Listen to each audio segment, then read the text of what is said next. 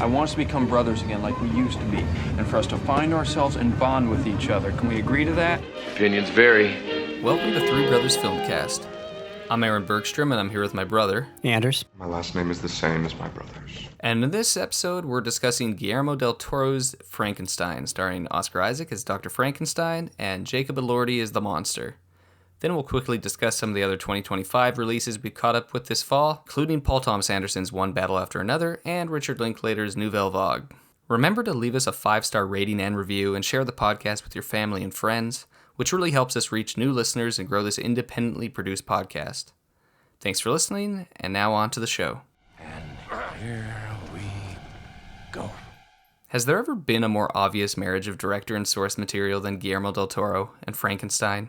After spending a career making movies that adore monsters in all their grotesque glory, del Toro finally adapts the most iconic monster text of them all. From the haunted gothic settings to the tortured characters, to the thematic focus on ambition versus emotion, Frankenstein is del Toro in his element.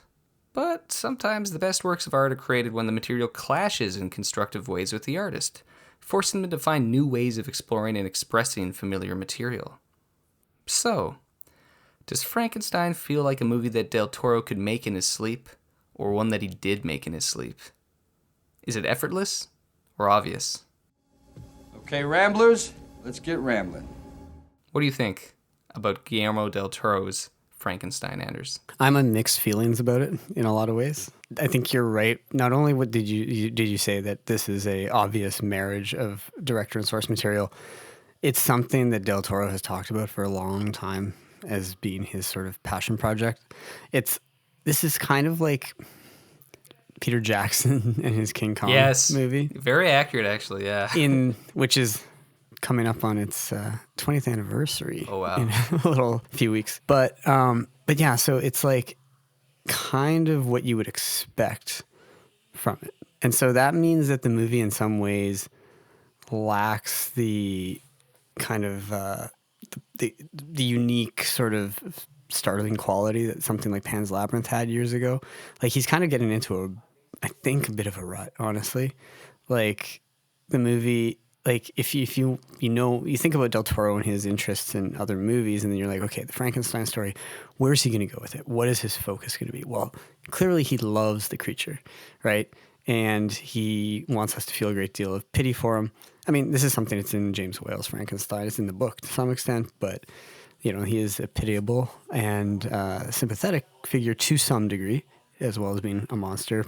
But it's something I actually wrote on my review of Shape of Water, another del Toro film that I didn't love. That del Toro can never help but always make the subtext text. Yeah. He's not a subtle director, which is why I think that a lot of Western audiences, probably myself included, tend to praise his Spanish language stuff, again, because we probably don't realize how like sort of melodramatic and obvious they are in some aspects if we're not native speakers of the language. But this movie, kind of like Shape of Water, I'm like, it literally spells out the text, at least as he understands it, in so many ways, right? Like, it's an oft-remarked thing on reviews of this film, but like he literally has somebody scream at Victor Frankenstein, "You're the real monster," essentially. Like, oh yeah, multiple times the monster tells him that, and then his brother tells him that. Like Mia Goth's character tells him that, and it's. So are you mixed on the movie, or are you slightly positive, or how? Because you compare it to Shape of Water, which is the movie that I actually disliked. I might have to watch this again, because the thing about at least Shape of Water is there's a few moments that startled but I think this is about on par for me with Shape of Water. Maybe slight edge, but just because I like the book and the story so much. And I don't think maybe we can get into the questions of adaptation choices in a little bit, but I don't think all his supposed changes are actually totally counter to the power of the book. So curious what you think.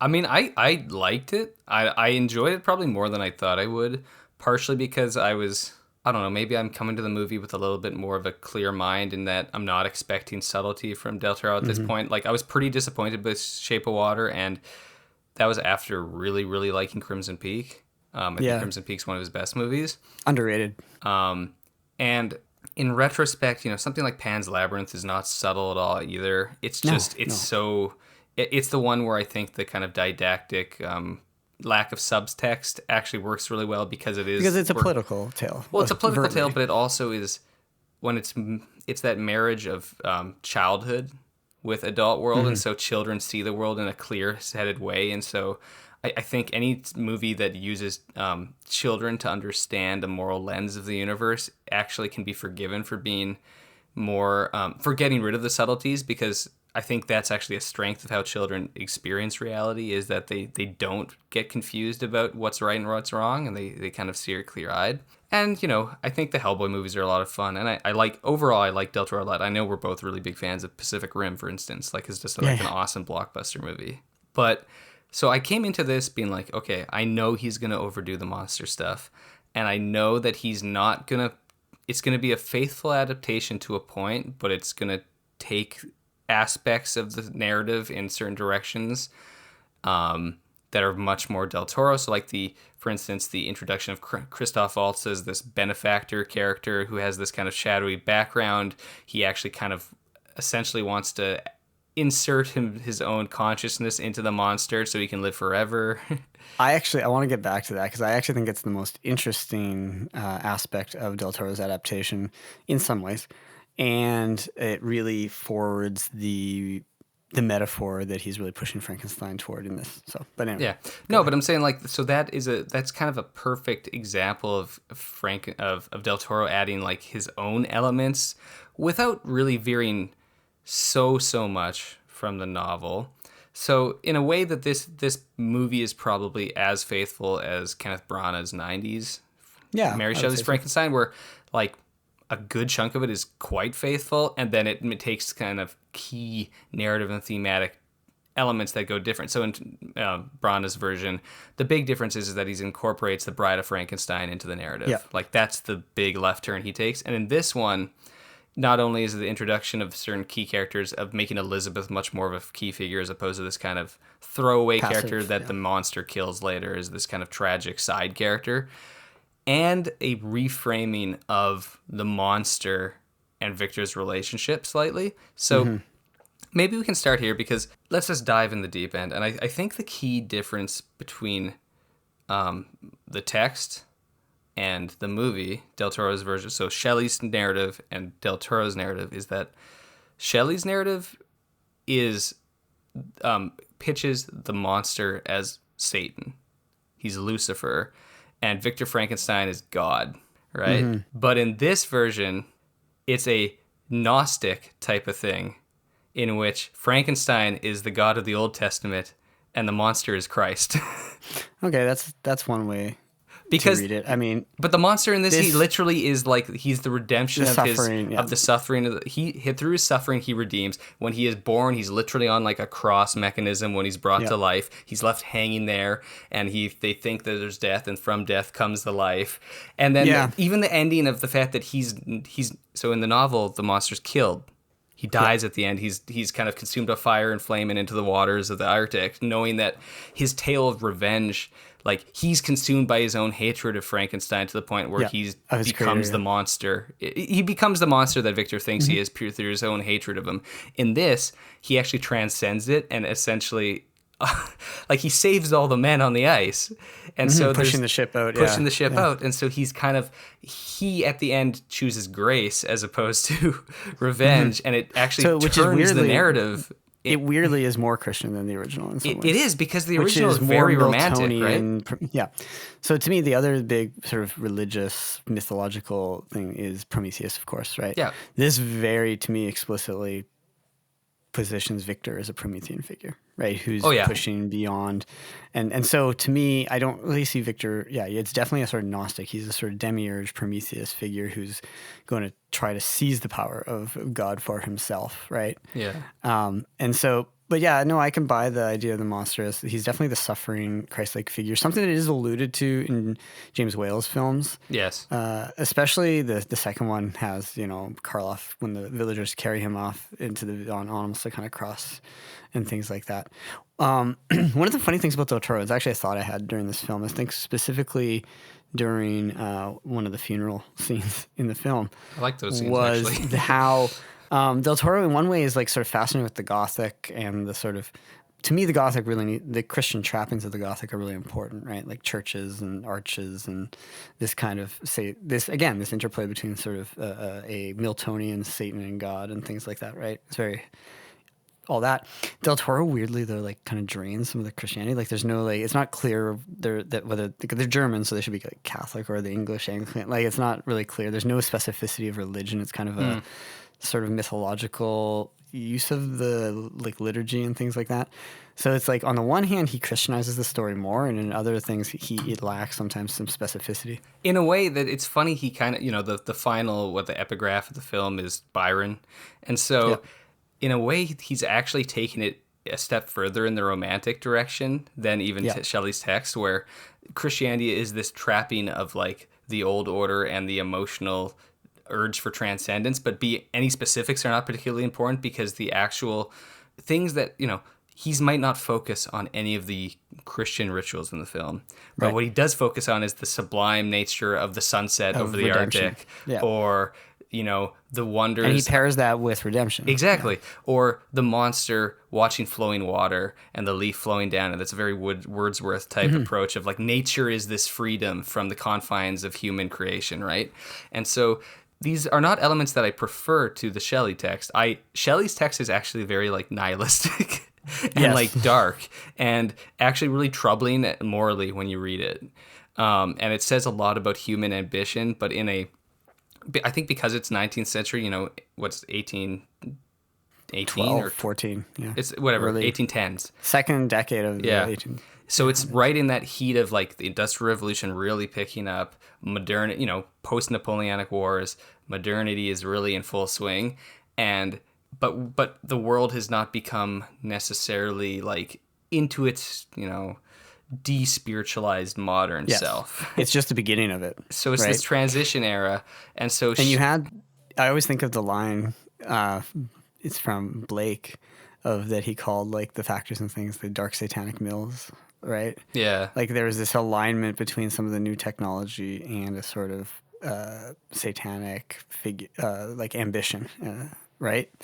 It's in those romantics, especially. Some of those early writers. But I think that's so like it's a text that's so rooted in the Enlightenment that it's so rooted in the Enlightenment that its understanding of human rationality becomes so central to the Frankenstein's monster that like forgive me if I just did not notice this in the movie, but he never references Paradise Lost, does he? Not explicitly, no. Because in the book, he reads Paradise Lost, and the monster is constantly actually comparing himself to Lucifer in the text. It plays it so hard, this idea of there is actually this kind of like liberatory power by fighting against your creator, by freeing yourself from the confines of human, like sin, with however you want to understand that, and that out of that there's this kind of vengeance against humanity that is born. And like the monster, kills people in the movie, but not so much out of hatred or rage. And in the book, he kills people out of like truly vengeance. Like after the series in the kind cabin, of cold-bloodedly, like just go and like kill something. Exactly, and with Elizabeth, and just the like I will break your heart kind of Victor. Like it's a vengeance narrative, half of it. Yeah. It's Victor trying to get revenge on him, and him getting revenge on Victor for creating them in such a bastardized way. The movie doesn't really have that, so the movie is not as good as the book. It's not as good as the James Whale, but I do like it as this kind of slight. It's Del Toro using Frankenstein and distilling it into his like own essence and going in this like lavishly gothic romantic approach, because the themes are interesting if not as deep as the novel, and there's some variations that I think there's something there. It's not just empty, even if it's not like the most illuminating understanding of grace or suffering or what have you. That being said, I actually don't think those are the parts of the film that are the most interesting, No. even if I accept them being there. And so that's the thing that I find kind of interesting about, at least I enjoy the movie, but unlike a lot of the people who I think really love this movie, I'm not as taken with the monster aspects. Like of Jacob Elordi is quite good as the monster. Yeah. I'm actually quite surprised. His physicality is interesting. He plays it very differently, but it's the I also first think the hour movie of the kinda- movie that I loved. Like I Really? loved the first hour of 'Cause the movie, I and the actually last think- hour I thought was rushed. I actually it is rushed. In fact, I was surprised that it's over past the hour mark before we get to the creature's story. Yeah.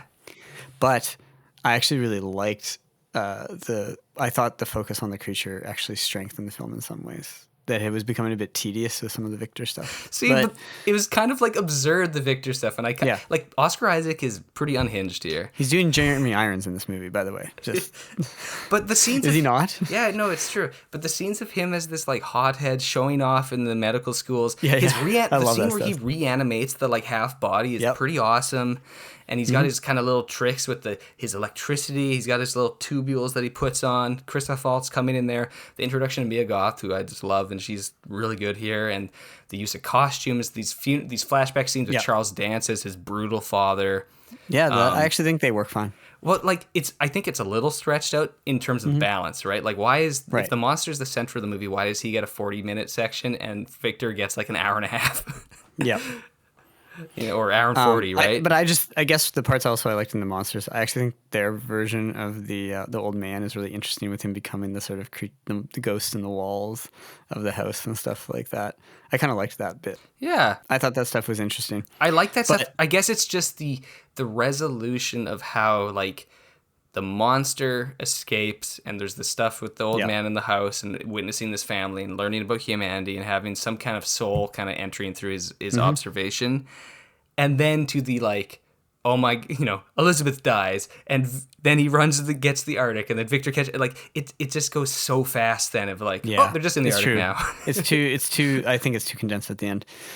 But the other thing I will give I think the most interesting thematic changes are in the opening stuff with Victor and his motivations and his sort of whole character. Well, he's not trying to make life; he's trying to stop death, and it's a different framing. And that is a big difference. So the movie, in a weird way, so like Shelley's original novel is subtitled "The Modern Prometheus," right? This So that's movie already is too, big. doesn't it? Yeah. Yeah. Is it on the opening title? I thought it was on the title card that it's Frankenstein or the Modern Prometheus, but maybe I'm So wrong. which works really well, right? Because Prometheus, stealing fire from the gods is sort of associated in the 20th century with like nuclear power, obviously, and the idea of like that. But now, what is the Promethean sort of movements of today? It's AI, right? It's AI, right? And this movie, to me, I'm like, okay, as soon as you get Christoph Waltz is basically your evil venture capitalist who wants to live forever. He's a transhumanist who is like, I don't want to die. Whether, he's basically Peter Thiel or No, something he is. like that. He is. And he comes along to the university and he finds this young Victor, a man of great ambition and great brilliance, but who he can then, convince to use his abilities to achieve his own power and his own immortality, which is like, there's nothing more Promethean. And tying it, the creation of life, to like AI and the money we're pouring into that, I'm like, the movie works pretty well as basically almost an allegory for our quest to create AI and like how it's monstrous. Yeah, I think it's the movie has some of those similar elements to Nightmare Alley and especially Shape of Water. And I didn't watch his Pinocchio, but I assume it's it's actually also very good. there because there's like fascist elements in that, right? Yep. And, It's very good, but it's like similar to this in how he takes Pinocchio and makes it kind of his own. yeah, but like Del Toro is clearly making some political commentary, but unlike The Shape of Water, where the Michael Shannon character was so Obvious. so poorly written to the point of being like, I'm just gonna write my conception of a Trumpian like figure. Yeah. Trumpian MAGA, racist, sexist, everything bad of an American is just this guy. And it just makes you roll your eyes at any time the movie speechifies. Here, the Christoph Waltz character is not obviously like a villain. He's just like, his motivations are prickly and self-serving. And so it adds this texture. Then like, so even though he's using these similar approaches and didacticism in terms of like how he constructs scenarios and like confrontations within the film, it didn't bother me in the way it does sometimes when Del Toro hits there, because I didn't think that the like political takeaway was so obvious, even if it's like, okay, I understand that you're commenting on the modern era. No, I think I agree. I think it's a little more, definitely way more subtle than The Shape of Water in that aspect. Or even the Richard Jenkins character in Nightmare Alley, who is like monstrously awful as a rich person. Waltz is really not that. He's just selfish. That's it. Yeah, and he I think belittles him. actually I preferred Nightmare Alley to like Shape of Water and stuff. Definitely, I quite like Nightmare Alley, but it's because the source material is like, again, so good. Strong. Even though it also, I think, doesn't understand it quite, or it shows the focus. geek. Why you don't show the geek? It's much scarier if you don't see the geek. Yeah. But and here it is that desire to like fill in and like flesh out everything, right? I find it fairly similar to Nightmare Alley in a lot of ways. I think Nightmare Alley probably has stronger performances. Like, I really like Bradley Cooper in Nightmare Alley, and I think Elordi's, again, very good here, and maybe we should talk a bit about him. And Mia Goth as well, actually. Sure. Oscar Isaac's just, I think, fun, but I would never say it's his full Gonzo. It's never. It's not one of his like best, but it's also like he's doing exactly what Del Toro wants him to do in this kind of like mad Guggenau, like I'm a complete mad scientist figure without literally having like it's alive. Exactly. Now, birth is not in our hands, is it? Conception, that spark, the animation, thought and soul, that is in God's hands. God. But death, now there lies the challenge. That should be our concern. It should be. Who are we to do so? We are not gods, are we? But if we are to behave as immodestly as gods, we must, at the very least, deliver miracles. Wouldn't you say? Ignite a divine spark in these young students' minds. Teach them defiance rather than obedience. Show that man may pursue nature to her hiding places and stop death. Not slow it down, but stop it entirely! But Jacob Elordi, he's not an actor I know much about. Like, I've only seen him in a few things. I've seen him in O Canada. Obviously, his most striking feature is he's, like, insanely tall. But I guess I was intrigued by how he physicalizes the monster in a way that he's so... The monster, we all know, right? It's Boris Karloff lurching. And it's, like, the clumsiness. It's... What's the term? It's Bambi on ice. That people always talk about, and it's like sliding around almost, these legs, these spindly legs sliding, can't really stand up. And Elordi, he's much more like tactile and like soft, almost the way he moves. It's not like a, I don't know. It seems actually a little more like babyish. In how he spends a lot of time in the early parts, also on all fours, kind of too. Yeah. Kind of like almost Gollum-esque at times. And so there's a weird, like, it actually really emphasizes this, like, parental relationship that is not as present in the book. No. It definitely, because he can only say Victor's name when he's brought to life, for the first long time, it really makes him feel like a child or a pet. And then you get the themes in there of like the fact that Elizabeth comes in as like the mother figure that he's drawn to, and then she's the next name he can say, and then starts to open up his world of what's possible. And Victor's obviously repeating the abuse of his own father on him. So again, It's very Freudian. The movie's extremely Freudian actually, and that's again fitting for the era that it's coming out of, and the it's post-romanticism and all that kind of stuff. But Elordi, it's an interesting development of how he kind of evolves over the course of the hour and a half that he's in the film. Like, obviously, the first time we see him, we don't see his face or anything. It's in the early Arctic scenes, and he's essentially like a superhero. Yeah, I know. I was going to comment on that like I was thrown monsters off, apparently got super healing factor, and like Wolverine. He's like Wolverine. He's Wolverine, yeah. Yeah. Basically, and he's like super strong. They can shoot him with a blunderbuss 4 times, and he can take it. He can go under the ice. He doesn't drown. Like he's essentially invincible. There's elements of the superhero movie in this that the worst, maybe the thing that cooled me on it a bit more than some. I agree. And the opening of him just wrecking all the Danish sailors and stuff, I was not really into. I was like, this is pretty silly. But then once it shows up on board, Lars and, like, Mikkelsen. yeah, Lars Mikkelsen starts talking, and I was like, okay, now we're getting into the good stuff and like the tale and the atmosphere. And once it cooled down from the action, I didn't need any of him like a bunch of guys, Burly Man Brawl, basically, of like him bashing all the guys up. And I was like, okay, this is a little uncanny. I don't know. Yeah. But that being said, like the later moments, he's.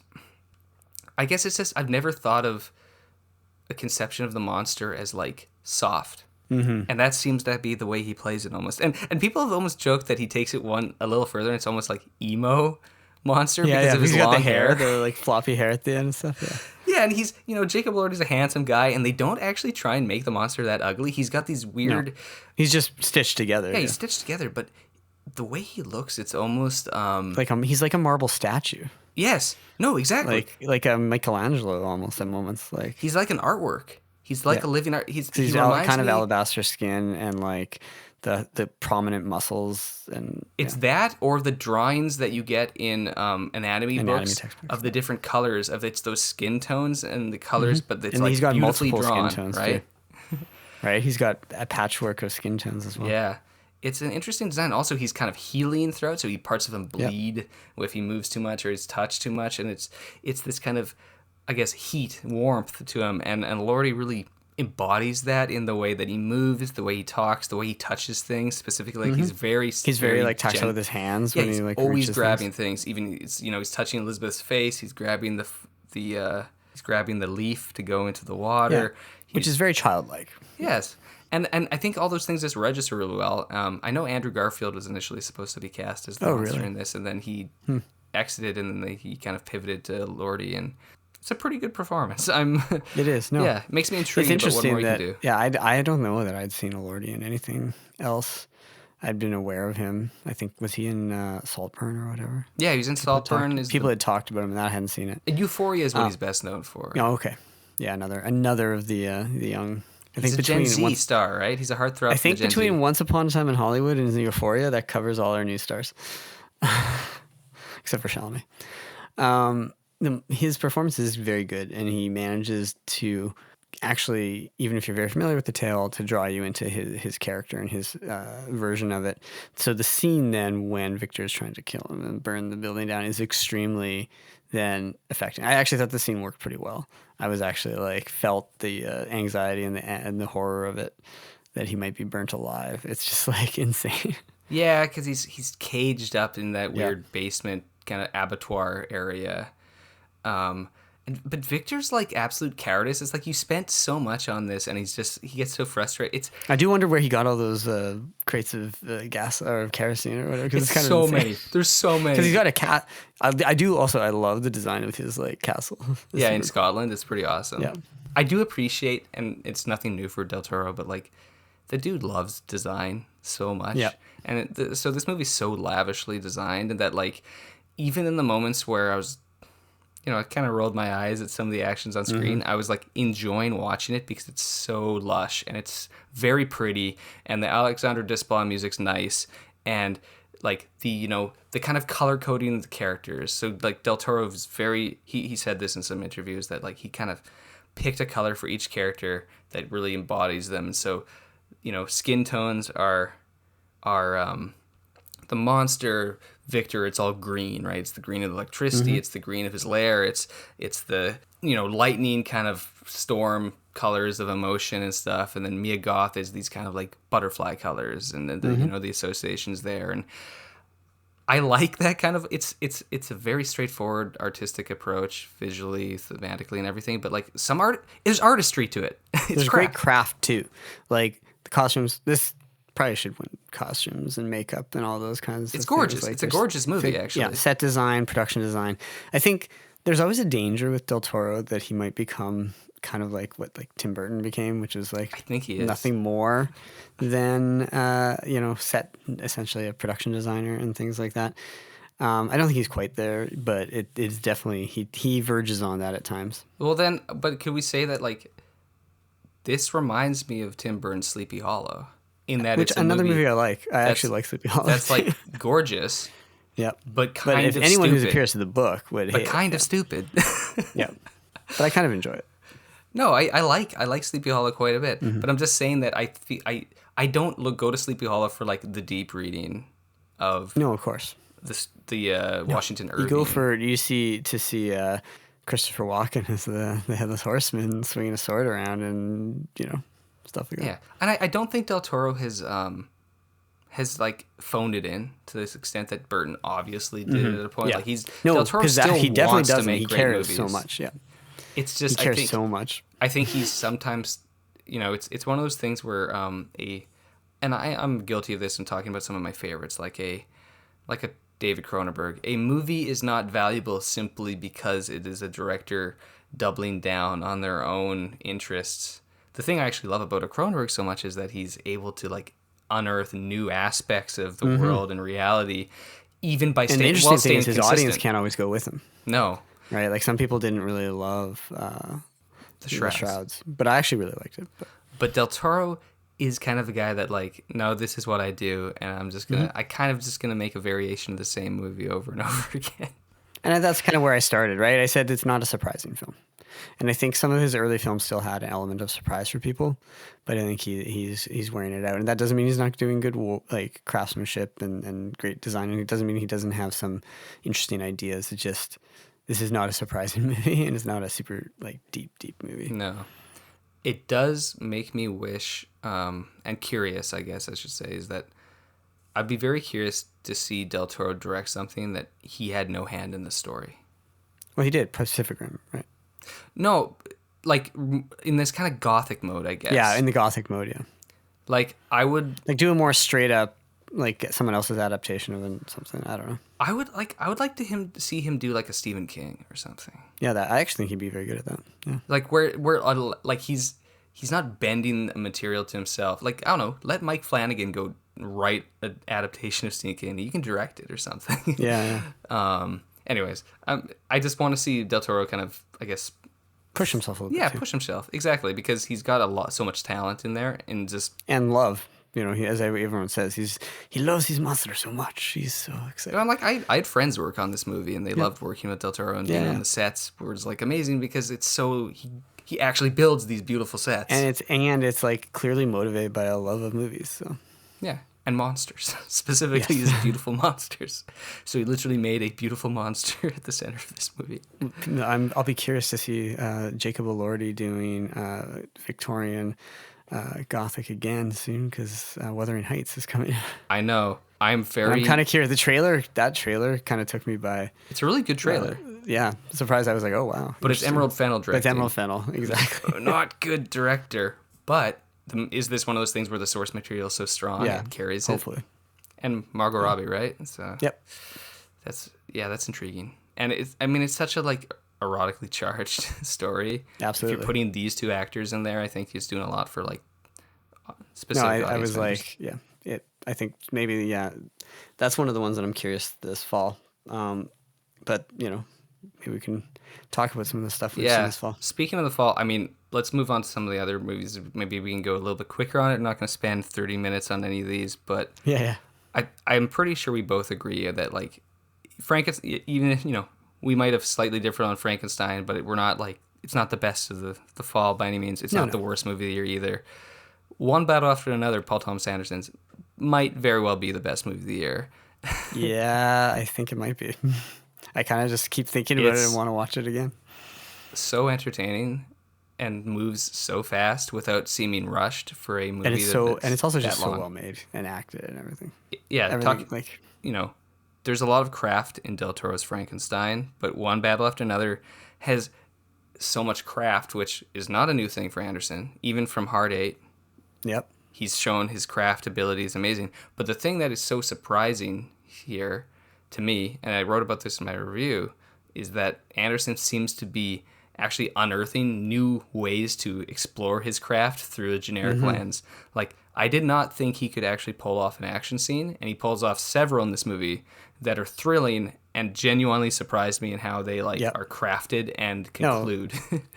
Absolutely. I think you said that he's sort of embracing genre in a way that very straightforwardly in some aspects of the film. I think it's liberating. Yeah. I think that Del Toro, the other thing about Del Toro, just maybe to bridge it back to Frankenstein, is that his work still, it has a lot of that sort of polish, that of HD kind of like modern filmmaking. It's not so, it's more interested in the color grade and that stuff than the edit and the movement. It's very digital. Yes. And One Battle After Another feels very like tactile 70s I mean, shot in style. VistaVision, right? Yeah, I know. But like you can feel it. And it's not just in the film stock and things like that. It's in how he frames a location. Like Frankenstein has a lot of like those like long shot big things or close-ups, whereas One Battle After Another is shot like pretty classically in a lot of ways. A lot of medium. Like a lot of medium.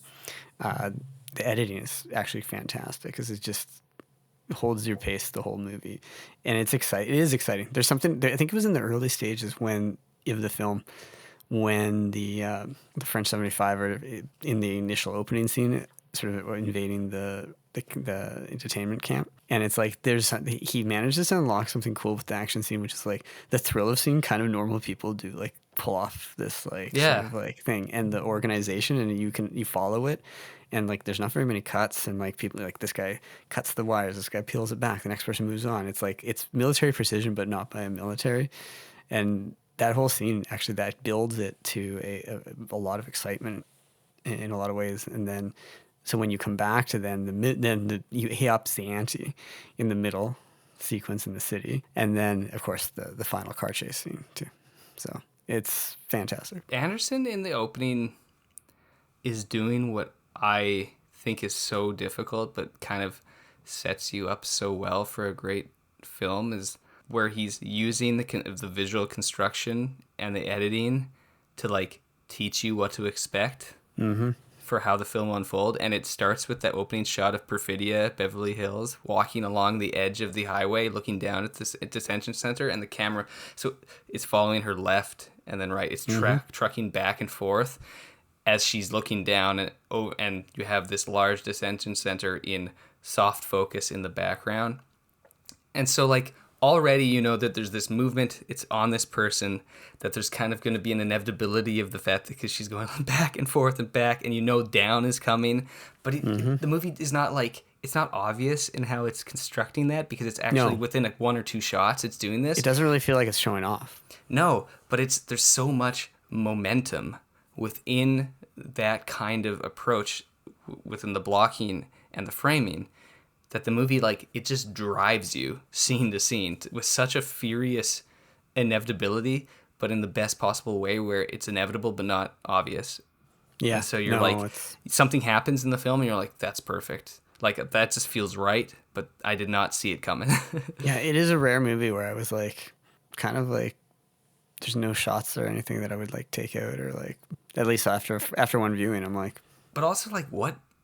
So it's adapted from Thomas Pynchon's Vineland, right? Loosely updated in timeline to like align with nowadays a little bit more. So like the early scenes are early 2000s, and then catches up to essentially modern day. What characters? I know. What awesome characters they craft in this movie. They're so and memorable. not just Bob, which is Leo DiCaprio, not just Stephen J. Lockjaw, which is Sean Penn, who might be the most memorable screen villain since No Country for Old Men. Like, seriously, he is like. Or as Avatar fans, I have to say Quaritch. Yes, of course, Yeah. But that era, it's been a long time since we've had a new character, original sort of character like that. And like hilarious character. Yes, scary but also hilarious. Foolish, but he's the Terminator. He literally, at one point, has his face ripped off, and he keeps coming as the Terminator. Like, this movie's like T2, is it not? A little bit, yeah. It's a parent and the child, parent-child thing, and the monster's coming to get them, and it's on the road in California. Yeah, no, I buy it, and maybe that's part of the reason I liked it so much, because I was just actually saying the other day how I'm like, I'm just in the mood to watch T2 again. No, but like, it's a bit of a Cameron, and I haven't seen many people talk about this, but like, it really is a bit of a James Cameron thing, because even if it's love of like women with guns, strong women who lead the revolution, like, that's a very James Cameron thing. And the father-daughter relationship, that's a very James Cameron thing to have. And the sort of military authority villain. Exactly. It's the clear-eyed understanding of military hardware, that the military is strong and even looks cool on screen, but that does not excuse any kind of moral dimension. Like they're the bad guys. Yeah, I always like to remind people that the T-1000 takes the form of a police officer for a reason. Oh yeah, it's. But yeah, but even like the characters in this movie, like Leo's very good in it. Just think about like the guy on the phone who's like it's like he's so very annoying. well, but I need you to tell me the time. It's like, dude, I've abused my mind with drugs and alcohol for the past 20 years. I understand, but I don't remember what the code is. So good. Rise and shine. Bat an eyelash. Good morning. There are no hands on the clock Why? because they're not needed. What time is it? I don't remember that part. All right, let's just not nitpick over the password stuff. Look, this is Bob Ferguson. All right, you just called my house. Let's cut the. I need the rendezvous point. What time is it? Look, Steve Lockjaw just attacked my home. I lost my daughter. This is Bob Ferguson. You understand? Right, I don't remember any more of this. I don't remember any more of this code speak, all right? Let's just get on with what is the rendezvous point. It's so funny. Sergio, maybe the best character in the movie, Benicio del Toro. Sensei, Sergio San Carlos. But also, he's an interesting character because, to me, he also has like, we don't have enough time to get into all the politics of this movie and what it says about like, revolution and left and right and all that in America. But Sergio has like a really like, he's like in some ways like the clear-eyed moral center in some ways because he's not posturing the way or like obsessed with like violence in the one way, and yet he does so much for his community. Like even Bob goes to him when he's in trouble. Like people understand that he can, but that doesn't mean that he's also not a goofy character at times. He has some of the best lines in the movie. Benicio del Toro is unflappable, and this movie like really plays that up. It's been a good year for him, by the way, because I do think he's very good in Phoenician Scheme. So yeah, I like him in that as well. No, I was just going to say that the scene, the central scene with Leo and Benicio is, I think, so fun to watch because the dynamic between them where like Bob is all panic, all paranoia, and Sensei is like calm cool and has a cucumber. plan. And I think that's the thing that actually plays into a political reading of the character too, that like he's the one with the plan. He's not coming to he's not showing up at the revolution unarmed. But in a way, like, you know what I mean? Like, it's not saying that he's got a gun, but it's just like he has a plan to what to do. He's not just going off of emotion and like clear-eyed and clear-minded. In a way, Bob is not. He's absolutely not clear-minded. No. Yeah, it's oh man, it's really good. Like it is. Yeah, it's really good. It's Paul Thomas Anderson, and I really like Inherent Vice as a adaptation. Very paranoid movie. One of the most paranoid movies you'll ever watch. Absolutely. I really like Licorice Pizza as this just really comfy hangout picture. But this movie is more like a Phantom Thread or There Will Be Blood in my mind of like, no, this is just great filmmaking, great storytelling, really, really good performances that make me understand when people say that Paul Thomas Anderson is potentially the best filmmaker working today. He's got to be among the top handful. Yeah. For regardless. And really, the crazy thing is I don't think he's made a bad movie either. In a very different, let's keep moving in terms of, I think you caught up with Richard Linklater's Nouvelle Vague, right? I did get to finally watch that. I was curious. Very different approach to cinema than One Blow After Another. Yeah. Much more laid back, which is very Linklater. Yep. But what did you think of that one? I did actually like it. I think it does a really, really good job of capturing the sort of style and like casualness of that like early Nouvelle Vague films and like what Godard and Truffaut and all them were trying to do. I was a bit worried, we're going to make a movie about the making of Breathless, and it's going to be, I was prepared for a little more Godard hagiography in it, but Godard kind of comes across as a bit of a jerk in the movie, in my opinion. Yeah. He's like, it's kind of hilarious. But, you know, this is a movie also that's like, it's such a cinephile movie. It's like the fact that he has to pause and like show the name of every single person on the screen when they come up. I'm like, it's almost like a bit overdone at times. It's slavishly like in awe of this specific era. Even though I think hilariously, despite even the title of the movie, it is not very much a French New Wave film at all. Except for I think in its calm and collected confidence, you know, like it's very confident in the way of its approaching, and it's not really worried about the fact that whether it's like playing to one form or another. It just kind of does its thing, and that's that. But it's not breaking any forms or breaking any ground in terms but it's of very style very or good theme. at capturing its like period setting. And I think it's just an enjoyable movie about movie making and how fun making movies is. And I think it's even like, as you say, you know, it shows Godard constantly breaking the rules, right? Like no continuity and none of this and all no that. Makeup. We're gonna hide a guy. I did enjoy it. There's some fun bits like hiding the guy in the cart when they have to film and things It's like very that. clever. But that's not what Linklater is doing. Like, because this movie is actually very singular in its like focus and form. It's not actually. It feels effortless, but it's actually like quite controlled in its kind of almost mannered at times. Oh yeah, it's actually really stylistically arch almost. Like I'm not saying it's a Wes Anderson film and its obsession with perpendicular movement action and stuff, but like it has a bit of that Wes Anderson thing in how it decides there's kind of a very specific framework that it's going to block and shoot scenes through, and it just like sticks to it absolutely, and then it's just like, okay, we got it, move to the next, and it's a completely consistent visual approach throughout the entire film. It never really varies, never deviates. So it makes you feel like you've entered this little world, which I guess is the point, right? It's it's supposed to be you're like in this pocket of 1958, 59 when he's filming Breathless, and it captures Paris of that era. It tries to do. I wasn't a huge fan of Zoe Deutsch as Jean Seenberg, but I think that she's one of the weaker elements of the film. I think all the French actors do better. It might just be the fact that she is meant to fit. She is an American who's speaking French. Yeah, exactly. No, but exactly, she's supposed to stick out, and she really doesn't like Godard, but she only is working with him because she doesn't like Preminger more. They want to break the contract and stuff. I've never seen the Preminger film or Preminger. Oh no, I haven't watched that either.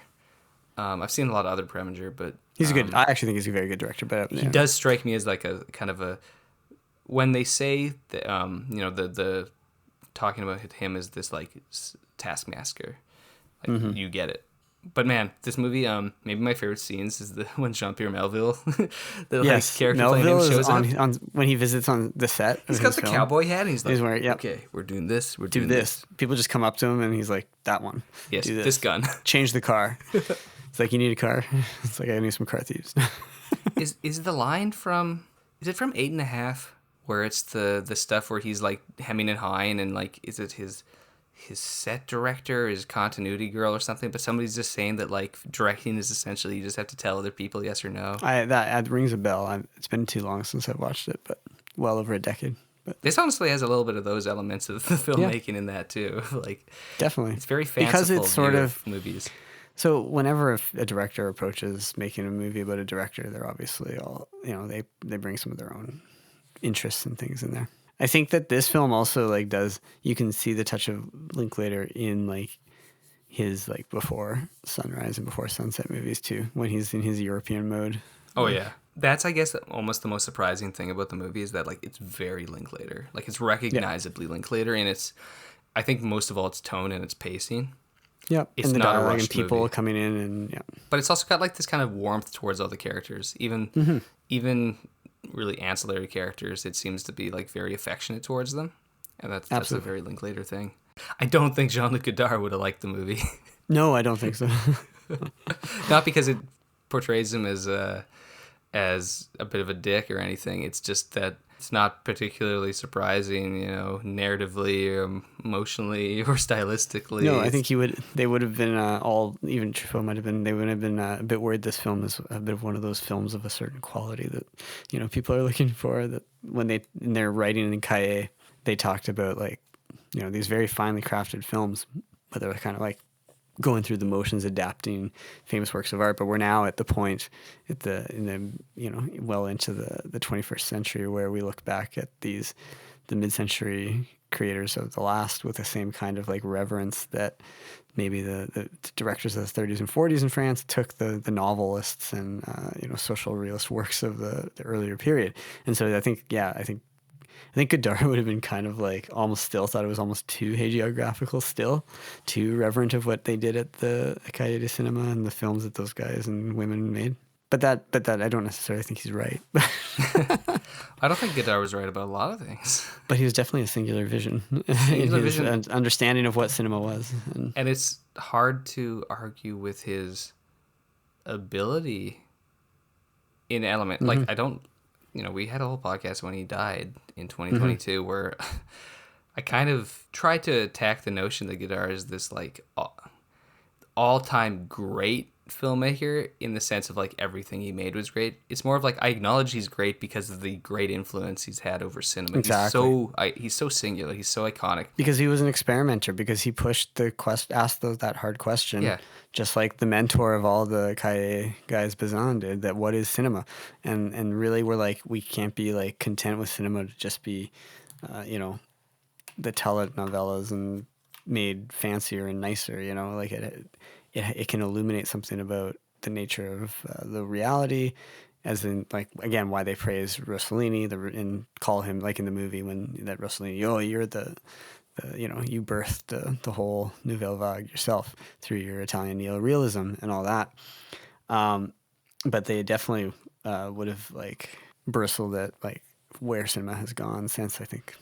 Oh, for sure. I mean, he did bristle at it when he was still alive, right? I guess he only passed away a few years ago. Yeah, exactly. And he was active until late, right? And he was commenting on things and all that stuff. It's just more Godard, as so many artists who follow their artistic instinct to such a uncompromising degrry. Sometimes that instinct is wrong, and you're gonna make stuff that is incomprehensible. It's just an artist who's I'm just throwing paint on here based off of instinct, and it's well, you've created a big pile of color, and I will say that that's preferable to a bunch of slop for sure, but it doesn't mean it's I love Rossellini more than I love Godard, and I like Jean-Pierre Melville more than I like Godard. Well, I would agree with both of those, and I was just thinking of there's the scene when the character, Rossellini's there, he's Journey to Italy destroyed me. I'm yeah, it's a amazing film. Very hard to watch.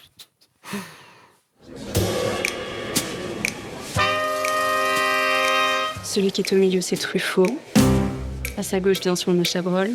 Et celui avec les lunettes noires, c'est Jean-Luc Godard. C'est lui le vrai génie. Du moins, c'est ce qu'il te dira. Yeah, let us know what you've seen this fall. And next month we'll have 5 years of this podcast. Yeah, that's wild. And we'll have Anton back on here, but I don't know if we'll be doing Avatar. If the timing, I don't think the timing will work around Christmas. Yeah, emergent live stream. We'll do Lex G style. We'll just do solo pods. In the car, in the parking lot outside after seeing the movie. Yeah, we're going to go to the AMC Burbank, and then we're going to sit in the parking lot. Nice. And we're going to talk about it. Catch you on the next episode of Three Brothers Filmcast. Goodbye, Mr. Bond. I bid you farewell.